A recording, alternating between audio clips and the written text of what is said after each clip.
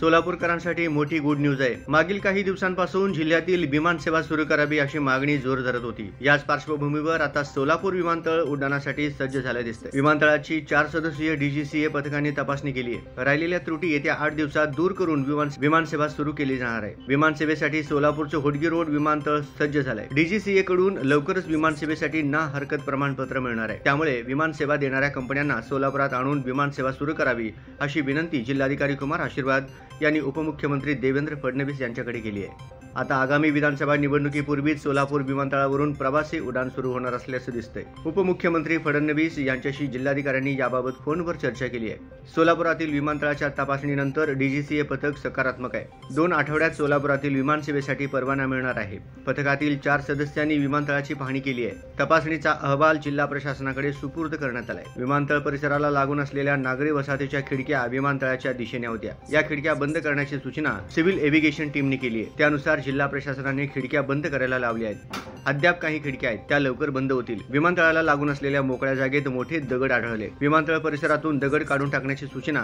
पथकाने केली आहे। त्यामुळे प्रशासन लवकरच यावर कारवाई करणार आहे। सोलापूरमधील प्रवासी विमान सेवा सुरू करण्याच्या हेतूने जून 2023 मध्ये चिमणी पाडण्यात आली होती। जानेवारी महिन्यामध्ये विमानतळ बंद होऊन कामांना सुरुवात झाली होती। त्यानंतर पहिल्यांदाच सोलापूर विमानतळावर विमान उतरले होते। त्यामुळे आता सप्टेंबर महिन्याच्या शेवटच्या आठवड्यात विमान सेवा सुरू होऊ शकतात असं बोललं जात आहे।